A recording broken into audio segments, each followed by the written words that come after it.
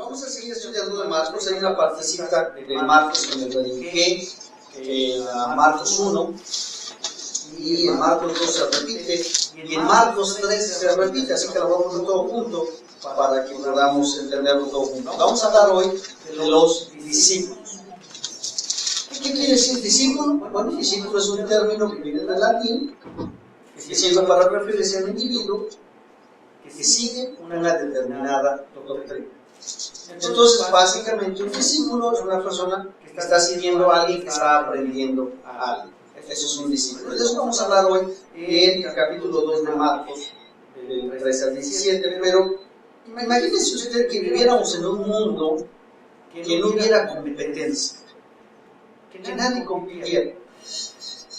Esto no me lo aprendí aquí, pero anoche los noticieros estaban como locos. Que si ganó Hillary, que si ganó Trump, que si ganó Cruz, que si ganó Sanders, que estaban como locos ahí todo el día. Imagínense que no hubiera competencia. Qué aburrido estaría el mundo. Imagínense que llegan dos equipos a jugar sin interés de ganar. Nadie tiene ganas de ganar, nomás de jugar ahí. Qué aburrido. ¿Qué cosa tan triste sería eso? Imagínense que usted y yo llegáramos al cielo y que Jesús simplemente nos dejara entrar. Pásale. Y yo aquí, ya llegaste, pásale. Sin que nos reconociera nada, sin que nos dijera nada, nomás así pasa. ¿Qué tristeza sería? ¿Usted se imagina? Si usted trabajó por la obra duro, usted diría que injusto. A mí no me tocó nada en el cielo. Usted voltea y ve al hermanito que lo hizo, pero nada le dice. Tampoco le dice nada, ni lo regaña, ni nada. Oiga, qué injusto este hermano, no empieza a hablar con ellos. Hablar de competencia siempre es interesante. La verdad es que vivimos en un mundo donde la gente siempre trata de sobresalir, y eso a veces a nosotros nos ayuda a sobresalir. Nos comparamos con las personas, vemos una persona y digo, oh, yo quiero ser mejor que esa persona. Nos comparamos las propiedades, a veces tratamos de que se compra un carro, hay un punto mejor. A veces así somos en este mundo, ¿no es cierto? ¿Qué tal los clientes? Hablamos de que los clientes lo ven. Por ejemplo, vamos a un restaurante. Esto a mí la verdad no me gusta. No me gusta. Uno al restaurante, el mesero le trae la comida a uno, y cada 3 minutos pasa, ¿todo está bien? Estoy comiendo, déjame comer. Y a los 3 minutos, ¿todo está bien? Pues si no estuviera bien, ya te hubiera mandado a llamar, pero no te llamen también. Así vivimos aquí, en un mundo donde todo el mundo está compitiendo contra todo el mundo, ¿no es cierto? Parece que es algo que nos han enseñado desde pequeñitos. Tienes que ser mejor que los demás. Tienes que sobresalir. Tienes que ser exitoso. Mi hermano mayor, pobre de mi hermano mayor, nunca en su vida sacó menos de A+. Nunca en su vida. Una vez sacó A y estaba enojadísimo. Pero su vida era estudiar. Hay personas que se les da el estudio. Hay personas que leen tantito y se les quedó rapidito. A mi hermano no. Él le costaba trabajo. Tenía que meterse. Y aún así, se vivieron los libros y sacaba A+. ¿Qué tristeza de no vivir con lo hermano? Pero así nos enseña que hay que ser exitosos, que hay que alcanzar mejores oportunidades, que hay que crecer. A veces nos dicen, si no eres exitoso, no te mereces nada. Tienes que ganarte lo que te están dando. Tienes que trabajar duro para ellos. Debemos trabajar lo mejor posible para merecer lo que tenemos. Y si vemos que una persona no se esfuerza y le está yendo bien, nos enojamos. ¿Cómo es que es tan exitoso y no hace nada? Y me va a vivir. Imagínate a los atletas, las competencias. Cuando nos mandan llamar para una competencia internacional, que mandaban llamar a cualquier atleta que se apuncara sin que calificar. Además, con que te apuntes es suficiente y vas a la competencia internacional. Así no funciona. Tiene que competir, tiene que ganarse el lugar, ¿no es cierto? Pero Jesús llamó a 12 discípulos sin que los discípulos hubieran hecho absolutamente nada para que fueran llamados. no tenían ninguna cualidades para ser discípulos, no habían merecido el lugar de discípulo, no habían hecho absolutamente nada. Y Dios, Jesucristo, los llama para ser discípulos. ¿Se imaginan? Los discípulos no tenían ningún mérito especial en sí.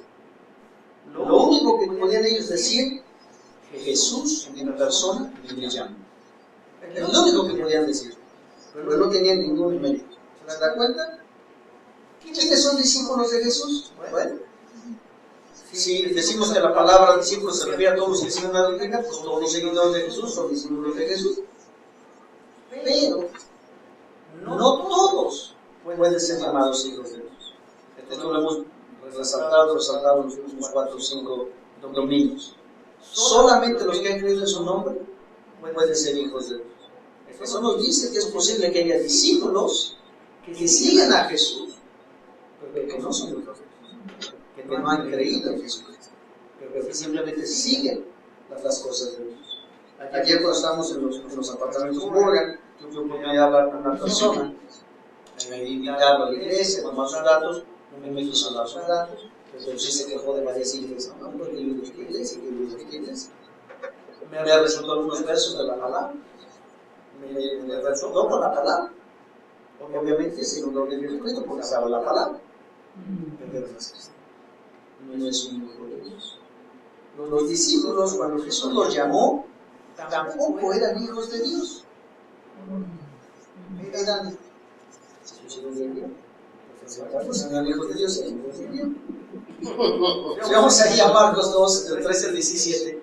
Esa es la partecita que sigue al milagro que Jesucristo hizo con el paralítico. Después vamos a comparar las otras llamamientos. Aquí dice que después volvió a salir al mar y toda la gente venía a él y les enseñaba.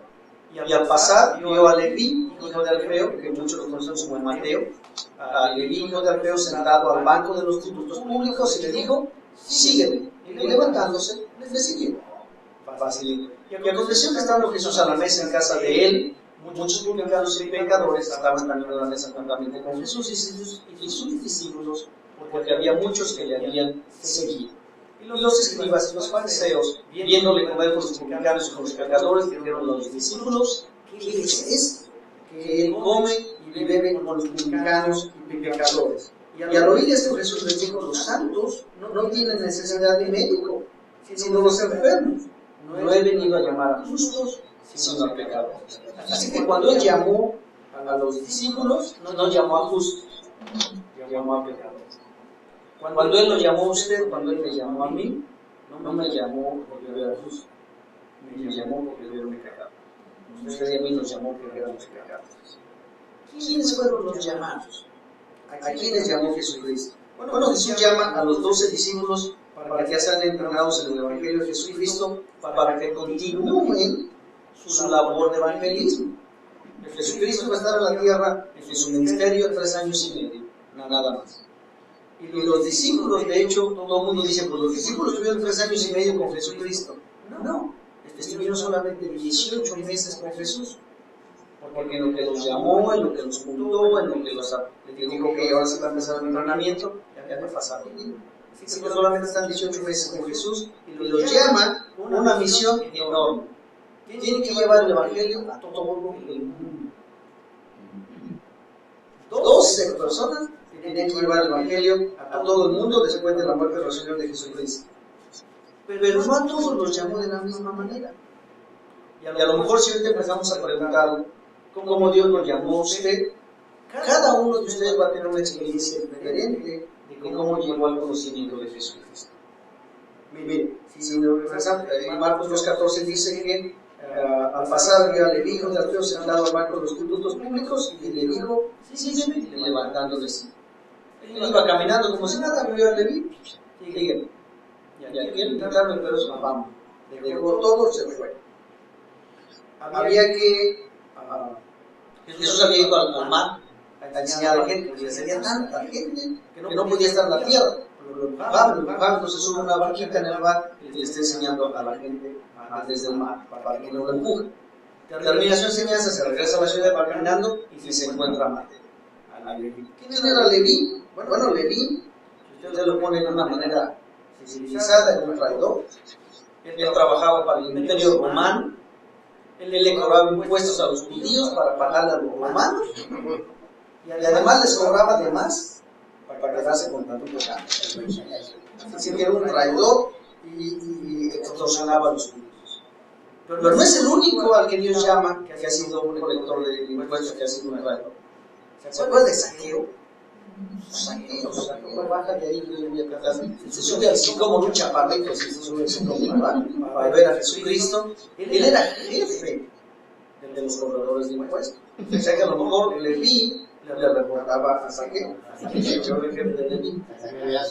Y Zaqueo dice, cuando él se convierte, cuando él encuentra la verdad, él le devuelve el dinero a la gente, como les ha robado, le regresa el dinero ahí. Así que Mateo, yo creo que seguramente también les estaba robando un poquito de dinero ahí, pero aún así, a él no le importa, deja la mesa del dinero y se va y sigue a Jesucristo. ¿Se dan cuenta? En el capítulo 1 yo me había brincado algunos versículos a propósito. Si regresamos al capítulo 1 de Marcos, versículos 16 al 20, dice: y andando junto al mar de Galilea, vio a Simón y a Andrés su hermano que echaban las redes en el mar porque eran pescadores. Y les dijo Jesús: venid en pos de mí y haré que seáis pescadores de hombres. Y dejando luego sus redes, les siguieron. Y pasando de ahí un poco más adelante vio a Jacobo, hijo de Zebedeo, y a Juan su hermano, también ellos en la barca que mandaban las redes, y luego los llamó y dejando a su padre Zebedeo en la barca con los jornaleros, les siguieron. Aquí vemos a los primeros 4 discípulos que Jesús llama. Él los ve, los llama y ellos dejándolo todo los siguieron inmediatamente. La misma cuestión. La característica más sobresaliente de estos pasajes juntos es la relación de los que fueron llamados. Cuando Jacobo y Juan estaban trabajando en la barca con su papá, podemos asumir que eran hijos de familia, que eran solteros. Están trabajando con el papá. La Biblia no lo dice, pero podemos pensar que estaban ahí con su papá, no tenían responsabilidades. Y Jesús: sígueme. En lugar de estar trabajando, me voy con Jesús. Pero Pedro y Andrés, Pedro era casado. Inmediatamente después de que Jesús le llama, lo vemos que Pedro lleva al Señor Jesucristo a su casa y viene a su suegra. Así que Pedro era casado. Tenía responsabilidades, Pedro tenía responsabilidades, había que mantener a la familia, pero Pedro no le importó, deja todo y sigue al Señor Jesucristo. ¿Se da cuenta? Unas cosas muy interesantes. Obviamente Mateo, Leví, tenía responsabilidades con el gobierno romano, no podía dejar su país más abandonado, así que el llamamiento que hace Jesús a estos 5 discípulos es bien interesante, porque ellos están en sus vidas con sus responsabilidades, y en el momento que Jesús los llama, ellos dejan todo y los siguen inmediatamente. Ellos no vieron nada más, no vieron otra cosa más que a Jesús llamándolos, y dejaron todo atrás y le siguieron. Segunda de Tesalonicenses 2, 13 al 14 nos dice algo bien interesante. Pablo, hablándole a la iglesia de Tesalónica, pero hablándonos a nosotros, dice: pero nosotros debemos dar siempre gracias a Dios respecto a vosotros, hermanos amados por el Señor, de que Dios os haya escogido desde el principio para salvación mediante la santificación por el Espíritu de la fe en la verdad. Así que Pablo nos llama a nosotros y dice: le doy gracias a Dios por ustedes, porque ustedes también Dios los escogió. A ustedes también Dios los llamó por medio del Espíritu. Y dice: a lo cual os llamó mediante nuestro Evangelio para alcanzar la gloria de nuestro Señor Jesucristo. La única diferencia entre el llamado que tuvieron estos 5 discípulos y el llamado que usted y yo tuvimos es que nosotros fuimos alcanzados por el Evangelio. Y ellos fueron alcanzados personalmente y en persona por Jesús. Es la única diferencia. Pero ahí fuera el llamado debe de ser el mismo.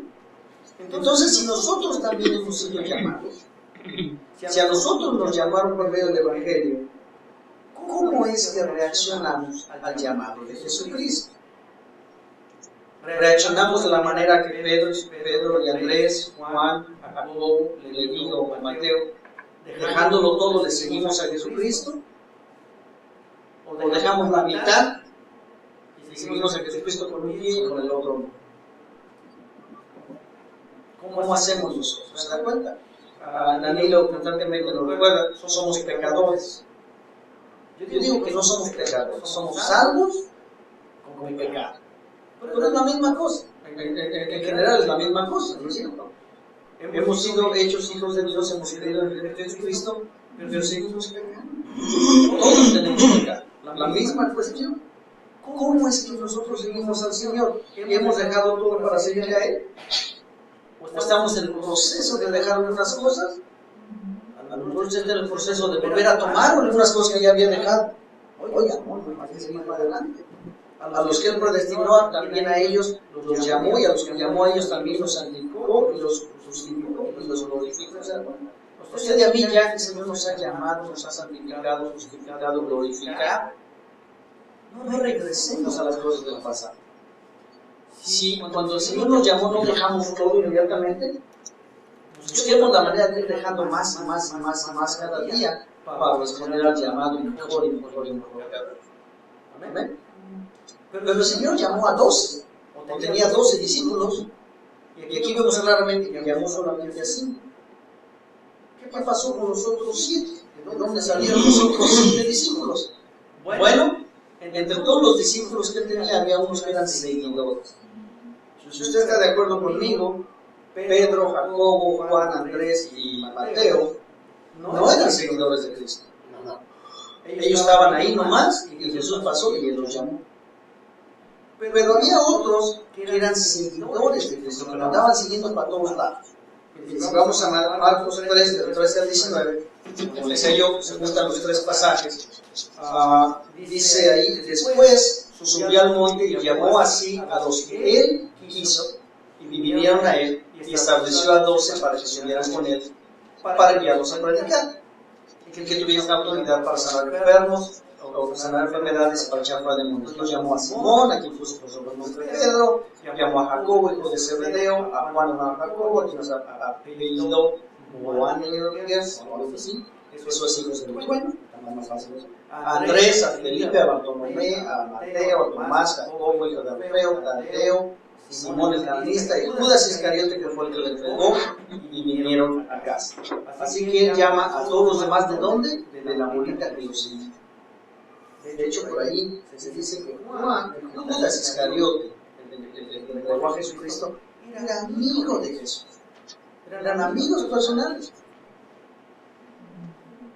Y él fue el que lo entregó. Una cosa triste. Pero entonces aquí, ¿qué es lo que pasa? En los capítulos 1 y 2 de Marcos, estas personas, él se encontró en el camino, los vio, estos los quiero para difícil. Pero ellos ni tenían interés en seguir a Jesús. Cuando los ve, los llama y ellos se acercan al llamado y los siguen. Los otros 7 ya lo andaban siguiendo. Y mire que lo seguía una multitud tremenda a Jesucristo. En una ocasión dice que le dio de comer a 4,000 familias. En otra ocasión le dio de comer a 5,000 familias. Ahora, en Navidad que se hizo el fusil de la estrella, el foro de Star, tuvimos como 5,000 personas que llegaron.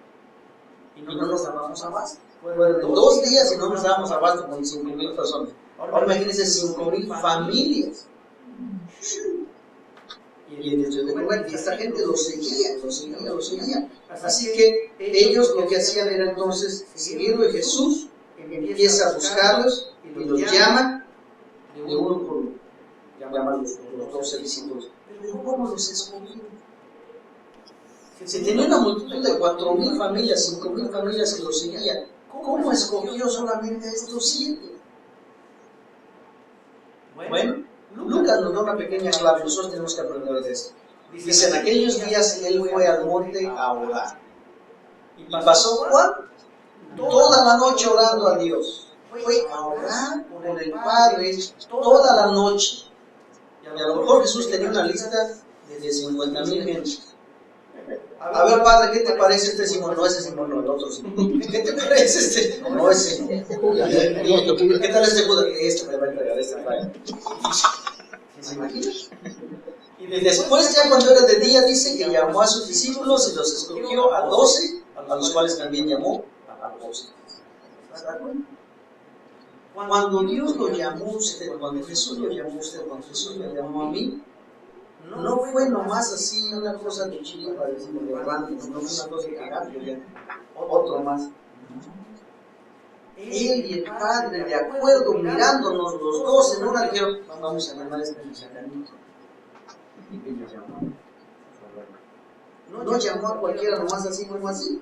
Lucas claramente nos dice que después de orar toda la noche, él seleccionó a los 12. Sus seguidores, los que se nombraron los primeros 5, y los hizo. Así que, aquí entre paréntesis, que lo han dicho muchísimas veces, no hay más apóstoles. Los únicos apóstoles son los que Jesús mismo nombró como apóstoles. ¿Estamos de acuerdo?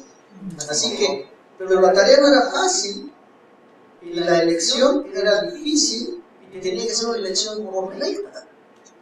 El futuro del Evangelio en todo el mundo dependía de escoger a los 12 adecuadamente, incluyendo el que lo iba a llevar a la cruz, porque si Jesucristo no moría, nada no iba a funcionar.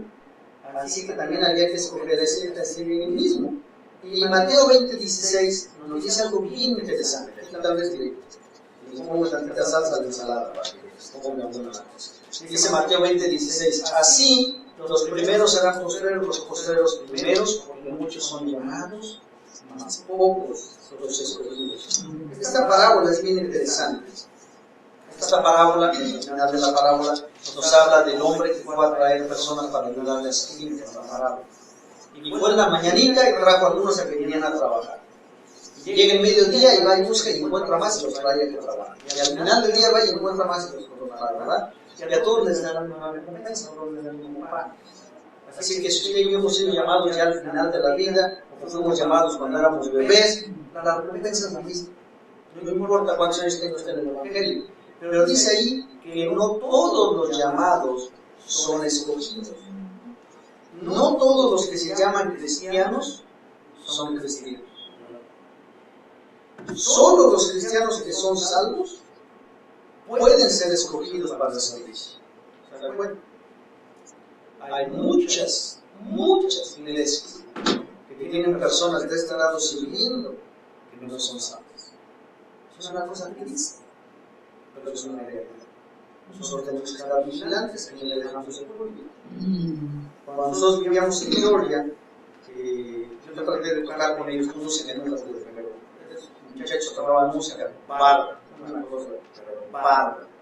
Y después de estar como 2 años en esa iglesia disfrutando la música preciosa, después de un sermón, el que tocaba el bajo pasó al frente a aceptar a Jesucristo. Después como de 2 años. Estaba sirviendo en la iglesia. Tocaba predicación. Así que no todos los que se dicen cristianos son cristianos. Y solamente van a ser escogidos los que hayan sido cristianos, que hayan sido salvos, que hayan creído en Jesucristo, van a ser escogidos por Dios para servir a Dios. Los demás a lo mejor van a ser escogidos porque tocan bonito, porque se ven bonito, ¿verdad? Si usted piensa que es cristiano porque usted escucha a David y a María todos los domingos, está bueno el sermón, pero no por eso hacer eso. No porque usted va a la iglesia es cristiano, no porque lee la Biblia es cristiano, no porque hace vacuum, ahora que nos ponen las conchitas que dejamos aquí en el heladero, no porque haga vacuum va a ser cristiano. Usted es cristiano porque aceptó a Jesucristo en su dominio pasado. Y ya que usted es cristiano, entonces usted puede ser escogido para hacer eso. ¿Se da cuenta? Pero si usted ha sido llamado, si usted es cristiano, yo creo que todos estamos siguiendo a Estados Unidos Jesucristo, así que todos podemos ser escogidos para el servicio. ¿Qué privilegios tenemos cuando somos escogidos para el servicio? ¿Habrá algún privilegio? ¿Habrá algo especial que uno pueda hacer? Bueno, ya se nos ha dado el poder de ser llamados hijos de Dios para empezar. Así que cuando va usted por ahí por la calle, me va a decir, my name is Paul. Me va a decir eso, usted puede decir, mi nombre es hijo de Dios. ¿Se da cuenta? No, yo no soy Dios, pero yo soy hijo. Hemos sido llamados, nos ha dado el Hijo del Altísimo, nos ha dado el poder de ser llamados hijos de Dios. ¿Cuáles más privilegios tenemos? ¿Es que ahora tengo una mejor posición que tenía antes? Bueno, vamos a ver qué dice Marcos 3, del 13 al 15, primero. Dice, después subió al monte y llamó así a los que quiso, y vinieron a él, y estableció a 12. ¿Para qué? Para que estuviesen con él, para enviarlos a predicar. Mire qué privilegio, los llamó ¿para qué? Para que estuviesen con él. ¡Wow! ¡Qué privilegio de ser llamado íntimo del círculo de Jesús! Yo no soy parte de los 5,000 que vienen a comer. Yo soy parte de los 12 que se sientan al regazo de Jesús. ¡Qué privilegio! Para ser enviados a predicar y que tuviesen autoridad para sanar enfermedades, para echar fuera de demonios. Estos privilegios tenemos que verlos poco a poco. Nos ha dado el privilegio de tener una relación personal con Jesucristo. Una relación personal. Juan del 17 al 20 dice, Juan 17 del 20 al 22 dice, mas no ruego solamente por esto. ¿Qué está haciendo Jesucristo? Ahí está orando la paz. Mas no ruego solamente por esto, sino también por los que han de creer en mí por la palabra de Dios. Jesucristo está orando por usted y está orando por mí. ¿Y qué le pide al Padre? Le dice, para que todos sean uno. Como tú, oh Padre, en mí y yo en ti, que también ellos sean uno en nosotros. ¿Se da cuenta? Tener una relación personal. Para que todos seamos uno con el Padre. Uno con Jesús. Una relación personal y para que el mundo crea que tú me enviaste, la gloria que me diste, yo les he dado para que sean uno, así como somos uno. ¿Se da cuenta? Qué gran privilegio. Usted ha sido llamado para ser uno con el Padre, para ser uno con Jesucristo, tener una relación personal con el Padre. Él quiere que seamos uno con Él, así como Él es uno con el Padre. ¿Qué otro privilegio tenemos ahora que estamos siendo llamados? Tenemos el privilegio de compartir el Evangelio con otras personas. Todos lo deberían de saber, Mateo 28, del 18 al 20. Y Jesús se acercó y les habló diciendo, toda potestad me es dada en el cielo y en la tierra, por tanto, id y haced discípulos a todas las naciones, bautizándolos en el nombre del Padre, del Hijo y del Espíritu Santo, enseñándoles que guarden todas las cosas que os he mandado, y aquí yo estoy con vosotros todos los días hasta el fin del mundo. Amén. Un mandato que debería ser no mandato. ¿Cómo así? Una obligación que debería ser un gusto. Yo quisiera que ahorita el Espíritu Santo me diera una inyección así, de una cosa bárbara, que nos diera algo que no nos dejara en paz hasta que fuéramos a cagar. Como que se nos metió los animalitos de la cama, que nos dejan en paz, que andan así. Que nos pique el corazón para ir a hablarle a otros de Jesucristo. Este mandato, ir y predicar el Evangelio, no es un mandato. Es un mandato, pero es un privilegio. Lo debemos de ver como un privilegio. Algo especial que tenemos que otros no tenemos. Vaya, dígale a aquel que no tiene, dígale a Jesús también. Dios te ama. Y Dios me ama a mí y yo quiero que Dios te ame. Debe de ser no solamente un privilegio, pero un gozo hacerlo. Y otra cosa más. Investidos con el poder de Dios. Investidos con el poder de Dios. Lo voy a decir otra vez. Investidos con el poder de Dios. ¿Eso qué quiere decir? Que usted tiene el mismo poder que tenía Jesucristo. El mismo poder que tiene Jesucristo lo tengo yo. Soy hijo de Dios, no soy un Dios. Soy hijo de Dios, ¿verdad? Ninguno de nosotros somos Dios, hermana, yo solo Dios. Pero tenemos el mismo poder. Jesucristo dijo, de cierto os digo, el que en mí cree, las obras que yo hago, Él las hará también, y aún mayores hará lo que yo voy a hacer. Qué privilegio tan grande tenemos. Cuando venimos los domingos a la oración y oramos, y vemos cómo Dios responde. Cuando oramos por algo, y el Señor rapidito responde. ¿Se dan cuenta? El jueves teníamos a los hermanos Hernández en la casa, fueron a practicar la guitarra, y salimos al patio, está un poquito fresco, y Emily le empezó a doler la cabeza. Entramos, oramos por la niña que está bien, que le duele la cabeza, oramos por ella y los 5 minutos ya andamos corriendo por todos lados otra vez alguien. El Señor actúa. Tenemos ese privilegio. ¿Qué más privilegio aquí? Privilegio de estar con Él. Privilegio de llevar su palabra, lo que Él dijo, ahora nosotros lo decimos. Privilegio de hacer lo que Él hizo, ahora nosotros lo hacemos, lo podemos hacer. Cuando un atleta es escogido para participar en una competencia mundial, el privilegio es muy alto. Si viene y le dice, tú estás en los 3 número 1 del mundo, ¿qué privilegio tan alto? No cualquiera va a recibir una llamada, pero si acepta participar, lo menos que se espera de ese atleta es que practique para que gane la competencia.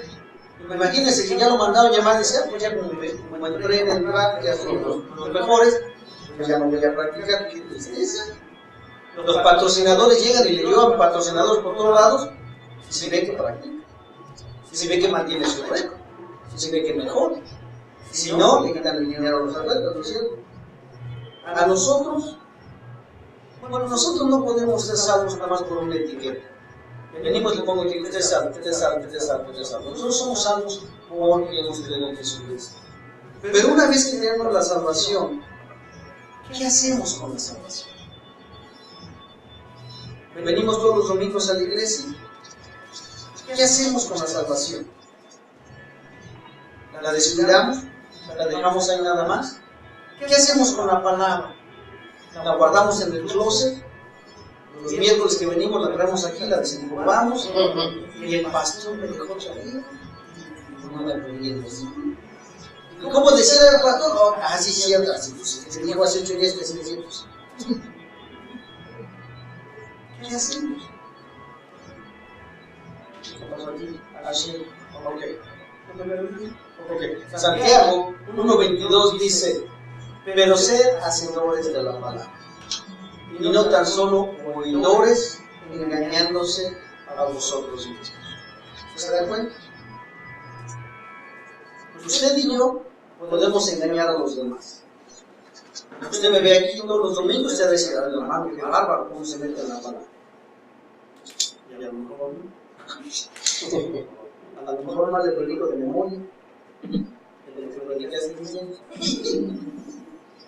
Usted y yo podemos engañarnos entre nosotros, pero usted no puede engañar a otros. Y usted no se puede engañar a usted mismo. Usted sabe cómo practica el Evangelio. Usted sabe cómo descuida el Evangelio o cómo lo corre. Usted sabe el tiempo que usted pasa en una relación personal con Dios, y usted sabe el tiempo que usted desperdicia en otras cosas. Nadie puede decir otras cosas. Cuando Jesús escogió a sus discípulos, Él también escogió a Judas. Y los demás discípulos fueron engañados. Nadie sabía que Judas iba a engañar, que iba a traicionar a Jesucristo. Están sentados a la última mesa. Jesucristo dice, uno de ustedes me va a traicionar esta noche. Y todos se quedan sin ellos, Señor. ¿Será que Él? Nadie sabía que Judas iba a traicionar, ¿saben? Entre nosotros nos podemos engañar. El Salmo 41:9 dice, el hombre de mi paz, mi amigo, dice, en quien yo confiaba, y que mete su mano en mi corazón. Dice, me traiciona. ¿Se dan cuenta? Nosotros nos podemos engañar a nosotros mismos, pero usted no puede engañar a Dios. Usted no se puede engañar, usted no se está engañando a usted mismo. Usted sabe lo que está haciendo, usted sabe los pecados con los que usted está batallando, usted sabe cómo se está entregando a Dios o cómo no se está entregando a Dios. A mí no me lo tiene que decir, no me diga nada. Dígaselo a Jesucristo. ¿Es usted un seguidor de Jesucristo? Es posible que usted sea un discípulo de Jesucristo, porque recordamos que el discípulo es un seguidor en la doctrina. Es usted un hijo de Dios. ¿Qué está haciendo con su llamado?